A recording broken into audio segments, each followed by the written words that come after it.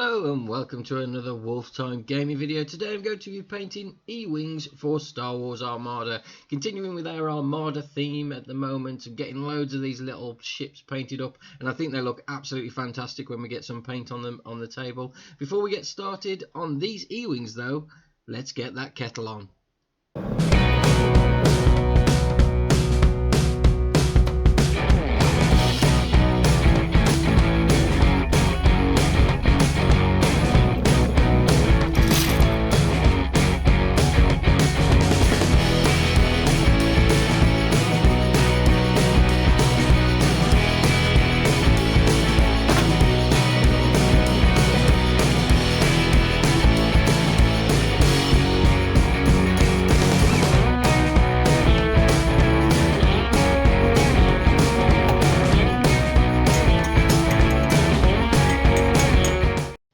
So if you've watched any of my videos before, you'll know the first thing we need to do is get a decent base coat on there. And you can see the way I do this is create this hedgehog looking monstrosity where I just stick a load of cocktail sticks in a box, get a little bit of blue tack and stick all my ships to there, and that way we can get them all done, or a batch done at once. And then once we get a little bit of paint on them, you can see they look like this. I've just used a Games Workshop's Grey Seer spray paint. It just goes on really nicely, doesn't take away any of the details as some of the other sprays on the market may do, and I think it works really well.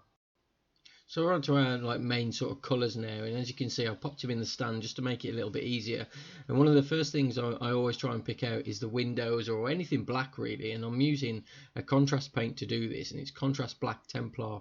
Now I find the contrast paints really easy to use when working in recessed areas like the windows here for example, where they drop into the actual miniature itself, which means the contrast paint sits in there really nicely, and you don't actually have to make I suppose as much of an effort as you would do with normal sort of base paints like Corvus Black or Abaddon Black or something very similar to that. So moving on from that black area, the next thing we're going to do is just pick out a few of the little grey areas, and I'm doing that with Basilicum Grey, another contrast paint, and I'm doing that around the top area you saw me do, like where some of the mechanics of the vessel actually are. And now I'm doing the weapons as well. Now on the reference image you can see there, they're not necessarily grey, they're white, but I wanted them to stand out. You can see the majority of the E-Wing on the reference image is like a white slash, light grey sort of a coloured hull, and I didn't want it all to blend in. On bigger models, if you're playing with X-Wing or something like that, it looks really good when you use that the complete colour, and you can just wash the whole thing with an oil or something. But when you're working at something this small, you want to try and get some details in there, maybe where there's not necessarily they not necessarily are. Now to pick out some of the highlights for the actual squadron colours, I'm using initially Macaridge Blue, which is a base paint by Games Workshop, and I'm doing these essentially like a blue squadron. You can see on the reference image it's sort of a turquoisey colour, and I did have a few of those, but I wanted it to be a blue squadron essentially, and I'm doing all 6 of the vessels like this. I wanted all the E-Wings to look exactly the same. I found when doing X-Wings and things like that, I've got a lot of different squadron colours now, and I thought it'd be better just to get them all looking the same. Now, to give the whole thing a wash, I'm using Agrax Earthshade instead of Null Null with this one, because I wanted them to have a dirtier feel. The E-Wings are a little bit older.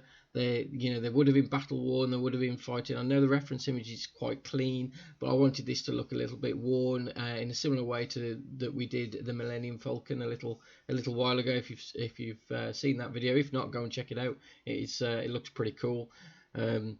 But yeah, it darkens it down a lot, drops into the recesses nicely, and as you can see here, you've got the 3 vessels there, all with the Null Null on there, and it looks really good. And one of the final details I want to pick out is the engines really, and I'm using 2 yellows to do that. Initially Avalan Sunset, just to dot a little bit of yellow just on each of those areas, and then the flash gets yellow just in the centre of the Avalan Sunset, and what that does is make it look like the engine's glowing, and then I think it looks really effective, and think it gives it a really good realistic look on the table. And as you can see there, they're all done.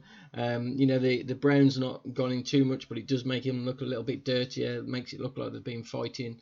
for quite some time against the evil empire, or not so evil empire, as some of you may think. But I'm really pleased with how they've turned out. I think they look absolutely fantastic. I can't wait to get them on the table. Thanks for watching. Make sure you hit that subscribe button so you don't miss out on any of our future videos. Go and check out the channel now for more great content. There's loads of painting videos including Games Workshop, Star Wars and loads of fantasy settings such as Frostgrave and one of my favourites, Boars and Badgers. Otherwise, I'll see you in the next one.